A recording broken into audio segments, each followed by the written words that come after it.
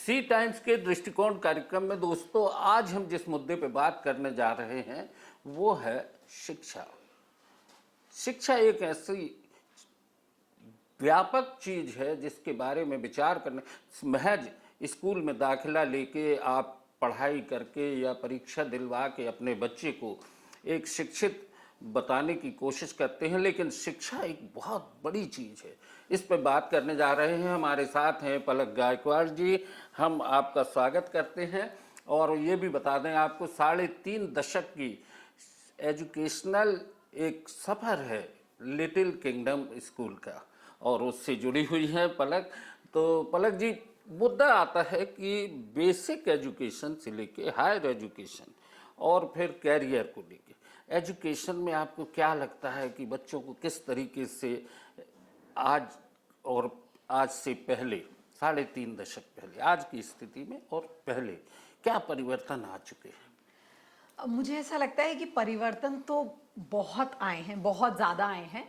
और चाहे छोटे शहर हों चाहे बड़ा शहर हो, हम सभी ने इसको अडेप्ट करने की कोशिश भी की है। सबसे पहले तो क्या सबसे बड़ा चेंज है कि नई नीति आ गई है, नई पॉलिसी आ गई है एजुकेशन की, जो सरकार ने लागू की है और हम सब भी उसको अपने स्कूलों में तैयार करने की कोशिश कर रहे हैं।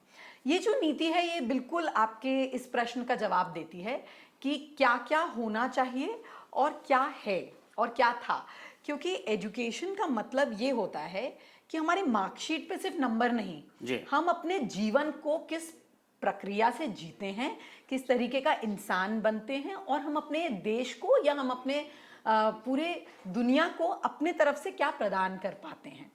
तो उस थॉट पे अगर हम बच्चे को तैयार करने की कोशिश करते हैं तो नई नीति जो है, जिसको हम न्यू एजुकेशन पॉलिसी कहते हैं, वो बहुत ही सकारात्मक एक प्रयास है गवर्नमेंट का, जिसमें हम कहते हैं कि बच्चों को शुरुआत से हम रूट से भी जोड़ के रखें और नई आधुनिक चीज़ों से भी जोड़ के रखें, पर इस शर्त पे नहीं कि वो अपने जो भी हमारा बेसिक रूट्स हैं, है ना, कि जो हम बचपन में सीखा करते थे, हमने या हमारे पेरेंट्स ने या उनसे पहले जो गुरुकुल की नीति थी, या उनके भी बेस्ट पार्ट्स निकाले गए हैं। और साथ ही में जो आज की बेस्ट चीज़ें हैं, चाहे आप एआई कह लीजिए या कोडिंग कह लीजिए, इन सभी का समीकरण है जो न्यू एजुकेशन पॉलिसी में मतलब एक मापदंड क्रिएट किया गया है कि ऐसी एजुकेशन होनी चाहिए जिससे हमारे बच्चे आगे बढ़ पाएं। और साथ साथ में हमने हर जगह, पहले हम इसको मॉरल वैल्यूज कहते थे, अब हम इसको कहते हैं knowing and understanding of the world, दुनियादारी को ठीक तरीके से समझना और निभाना। क्योंकि ये बात तो तय है कि एजुकेशन बुक्स में सीमित नहीं है, एजुकेशन हर जगह है और हमें ये अपने बच्चों को बताना होगा कि हम जहाँ भी जाते हैं, जिससे भी मिलते हैं, एजुकेशन क्रिएट की जाती है ना। जब मैं आपसे पूछूं कि आपके इतना लंबा सफ़र है आपका, इसमें सबसे अच्छी बात क्या रही, कैसे आपको सक्सेस मिली, ये भी एक प्रकार की एजुकेशन है।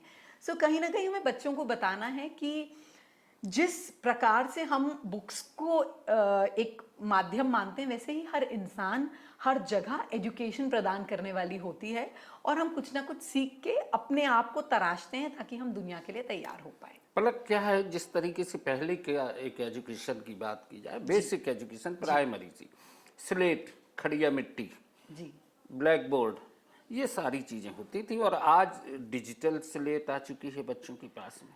और आज जो बच्चा पढ़ रहा है, जो इसके पहले बच्चों ने पढ़ाई की है, जो आज हमारी उम्र पे आके खड़े हुए हैं, उनमें कई लोग डॉक्टर, कई वैज्ञानिक, कई नेता, अलग अलग खिलाड़ी भी निकलते हैं। अभी जिस तरीके से देखें कि हमारी महिला क्रिकेट टीम ने बहुत गजब का प्रदर्शन किया, तो एजुकेशन जो है उसमें हर विधा के बच्चों के टैलेंट को किस तरीके से परखा जाए कि वो आगे जाके देश की मुख्य धारा में अलग अलग बढ़ सके। देखिए, स्टार्टिंग जब हम प्री स्कूल में करते हैं तो एक नया मैपिंग सिस्टम लिटिल किंगडम में तो है, मुझे बाकी स्कूल्स का आइडिया नहीं है। उसमें हमारा ये उद्देश्य रहता है कि हम स्टार्टिंग से इस बच्चे को मैप करने की कोशिश करें, ये बच्चा किस जगह बहुत अच्छा है। जैसे कहते हैं कि पूत के पाँव पालने में पता चल जाते हैं।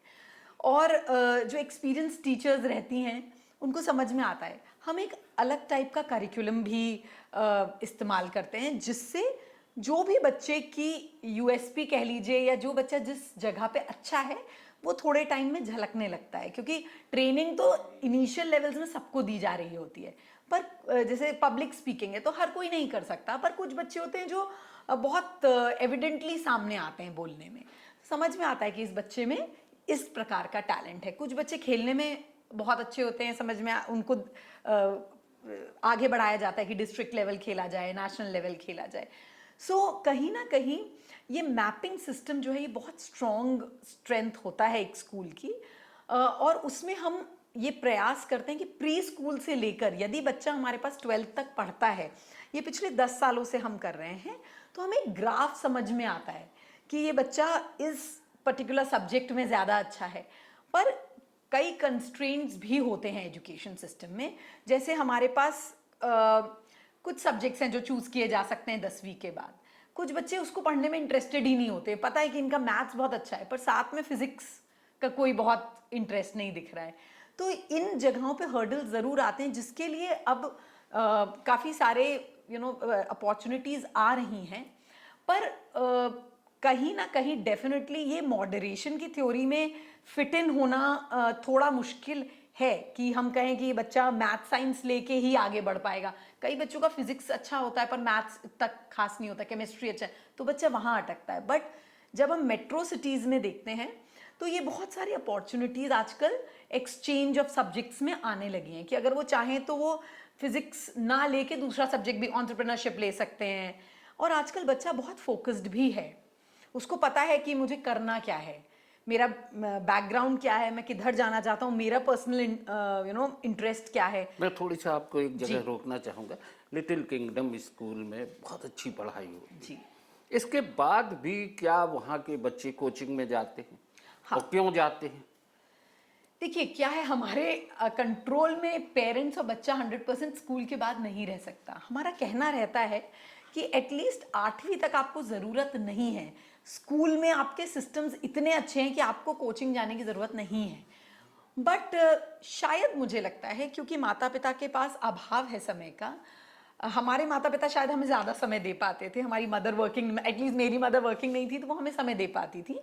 आजकल की अलग रिक्वायरमेंट है, अगर मदर फादर दोनों काम नहीं कर पाएंगे तो शायद फैमिली आगे बढ़ना कठिन होगी, इसलिए सभी काम करते हैं और उतना समय डेडिकेट नहीं कर पाते हैं। शायद आज के पेरेंट्स क्वालिटी टाइम में ज़्यादा थॉट रखते हैं, क्वांटिटी कम होती जा रही है। तो मुझे लगता है ये एक मुख्य कारण है जब हम अपने बच्चों को समय नहीं दे पा रहे हैं, और इसके लिए हम मेरा इससे जुड़ा बाहर की एक हेल्प मुद्दा लेते है हैं। कि बच्चा स्कूल में काफ़ी समय देता है, जी करीब 6 घंटे की पढ़ाई में व्यस्त होता है। जी उसके बाद पेरेंट्स जो हैं उसको कोचिंग में भेजने के लिए मजबूर करते हैं। बहुत से बच्चों को मैं देखता हूँ थके हारे से कोचिंग से आ रहे हैं, उदास हैं, इतना बोझ। माने पेरेंट्स को भी चाहिए कि बच्चे पे एजुकेशन लादें नहीं, वो अपने तरीके से आगे बढ़े। ऐसा कुछ आपको लगता है? हाँ, मुझे बिल्कुल ऐसा लगता है, और मुझे लगता है आपके CTV के माध्यम से हम ये कन्वे कर पाएंगे कि इतना ज़्यादा भाग दौड़ में हम ना फंस जाएं कि हमारा बच्चा प्रेशर में आ जाए। और शायद कई बार ऐसा मैं ऑब्जर्व करती हूँ स्कूल में कि चाह कोचिंग जाने की बच्चे की नहीं होती, मम्मी पापा की ज़्यादा होती है कि वो IIT निकाल ले या वो नहीं, ये एक स्टेटस नीट सिंबल निकाल भी ले। है। Exactly. लोग कहते हैं मेरा बच्चा फलानी कोचिंग में पढ़ रहा है, अपने अपने सोसाइटी में बैठ के, और ये बताने की कोशिश करते हैं कि मैंने बच्चे को कोटा भेजा, मैंने बच्चे को बेंगलोर भेजा कोचिंग में, और आगे ये है। तो ये इस तरह की जो प्रवृत्ति आई है उससे बच्चा जो आज की पीढ़ी का है, जिसको आगे बढ़ना है, वो कहीं ना कहीं अपने भीतर एक तनाव महसूस करता है। और बच्चे को तनाव मुक्त करने के लिए क्या होना चाहिए?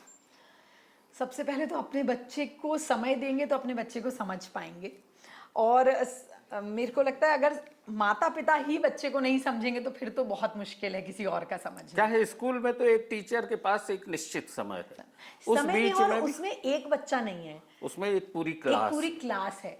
और उसमें भी क्या होता है कि जैसे हिंदी की टीचर हिंदी का पढ़ाएंगी, अंग्रेजी की टीचर अंग्रेजी का पढ़ाएंगी, तो ये सोचना कि 100% स्कूल की जिम्मेदारी है, ये थोड़ा सा हम दोनों साथी हो सकते हैं, हम हाथ मिला सकते हैं कि हमारे बच्चे का भविष्य उज्जवल हो, पर पेरेंट्स की मुख्य भूमिका है बच्चे के करियर बनने में।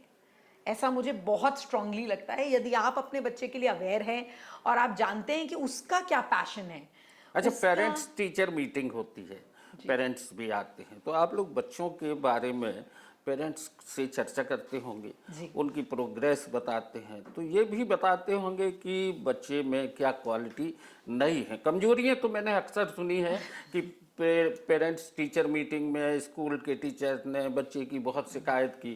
कभी ऐसा होता है कि उसकी कुछ खामियां, कुछ खूबियां भी बताई जाएं? देखिए, ये तो ब्लेंड ही है ना। कोई भी बच्चा सिर्फ खूबियां लेके पैदा नहीं होता और कोई भी बच्चा सिर्फ खामियां लेके पैदा नहीं होता। रादर मेरा मानना है कि बच्चा जब हमारे पास आता है तो वो क्लीन ही स्लेट रहता है। हम पूरा इन्वायरमेंट, सोसाइटी, पेरेंट्स, घर का इन्वायरमेंट, स्कूल स्कूल का इन्वायरमेंट, सब मिलके ही उस बच्चे को शेप कर रहे होते हैं। तो जिम्मेदारी तो हम पे है, as parents, as school, rather than कि बच्चों पे। बच्चे को तो उतनी अभी समझ होती नहीं है, वो इतना परिपक्व है ही नहीं। कहीं ना कहीं हम उनको बताते ज़रूर हैं कि बच्चा ये नहीं कर पा रहा है, पर ये मैंने अक्सर ऐसा देखा है कि पेरेंट्स अपने बच्चों की कमियां एक्सेप्ट नहीं कर पाते हैं। हाँ, ये एक्सेप्टेंस। एक अपने अपने सिक्के की खामियां नहीं जी। देखता आदमी। जी। निश्चित तौर पर पलक, बहुत से मुद्दों पे बात करने का एक मन भी होता है, लेकिन क्या होता है, सीमाएं होती हैं। बिल्कुल। अब मैं आपसे जो बात करने जा रहा हूँ, एक बच्चा 12th क्लियर करता है, उसके बाद स्कूल की क्या जिम्मेदारी होती है कि उस बच्चे के बारे में उसको क्या गाइडेंस दे कि वो किस दिशा में जाए। आपके लिटिल किंगडम स्कूल से बहुत से बच्चे निकले हैं, जी। उन बच्चों के भीतर की जो योग्यताएं हैं, उनको आप लोग आखिरी जब वो रिजल्ट आ जाता है तो उनसे कुछ आपके संवाद होते हैं क्या? हम लोग एक रीयूनियन वाला डे रखते हैं जिसमें हम पता कर सके कि कौन सा बच्चा कहाँ है। कई बच्चे होते हैं, स्पेशली गर्ल्स होती हैं, जो कॉलेज करके और वापस अपने स्कूल आना चाहती हैं टीचिंग में। तो ऐसे हम लोग कॉन्वर्जेशन में रहते हैं। 9th स्टैंडर्ड से हम करियर के लिए अवेयरनेस क्रिएट करते हैं। बट ये चीज़ ऐसा नहीं कहा जा सकता कि 12th के बाद उनको मार्गदर्शन के लिए हम स्पेशली बुलाते हैं। उसका रीज़न एक ये भी होता है कि अपनी लाइफ में बच्चा भी बहुत बिजी हो जाता है। अब आपने अभी और गर्ल्स के बारे में बात की, जी। अभी एजुकेशन सिस्टम जिस तरीके से ये न्यू एजुकेशन पॉलिसी आई है, क्या लग रहा है बच्चियों में क्या संभावनाएं देखने में आ रही हैं? उनमें कितना अपने एजुकेशन, एक समय था जब महिलाओं की शिक्षा बहुत कम थी, आज लगभग लगभग बराबर पे बराबर हैं, पे बिल्कुल। और तो और बच्चों लड़कों लड़कियों का से परफॉर्मेंस ऊपर बेहतर रहता है बेहतर जनरली। हैं। जी। तो लड़कियों के लिए जिस जी। तरीके से एजुकेशन की जो स्थिति है, उनमें सबसे अच्छे मौके किस क्षेत्र में आते हैं?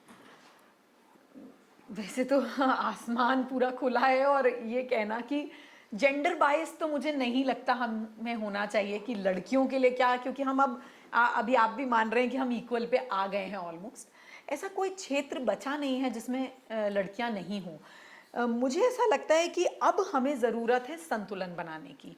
कहीं ना कहीं मैं कई बार ऐसा महसूस करने लगी हूँ कि लड़कों पर आजकल ज़्यादा दबाव है।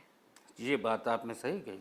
क्योंकि आप देखेंगे कि जैसे अगर लड़की गन उठा ले तो उसको शाबाशी मिलती है, अरे वो गन गन फॉर ग्लोरी में उसका ये अवार्ड लगा, पर लड़के का आता तो हाँ ठीक है, इट इज ओके। ऐसा नहीं है, वो बच्चे दोनों बराबर ही हैं और मेहनत भी बराबर ही करते हैं। रादर अब मुझे ऐसा लगता है कि कहीं ना कहीं हमने जो ये प्रिविलेज दिया हुआ है लड़कियों लड़कियों लड़कियों का, अब हमें उसको समतल करना चाहिए, नॉर्मल उसमें लाना चाहिए। क्योंकि कोई भी चीज़ को बहुत दबाएंगे तो वो बहुत प्रेशर से आती है। वेमेन एम्पावरमेंट की बात होती थी, अब मुझे लग रहा है कहीं ऑपोजिट ना हो जाए।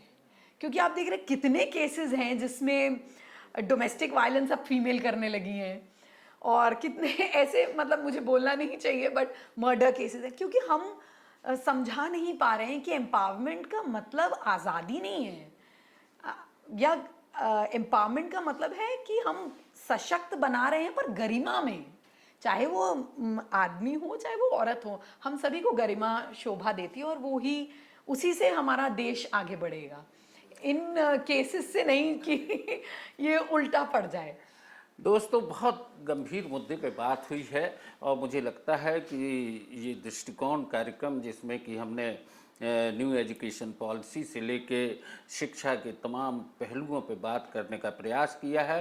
पलक जी ने बहुत ही गरिमामय तरीके से अपनी बात भी रखी है। आपने सी टाइम्स के दृष्टिकोण कार्यक्रम में चर्चा की, बहुत बहुत धन्यवाद। Thank you so much.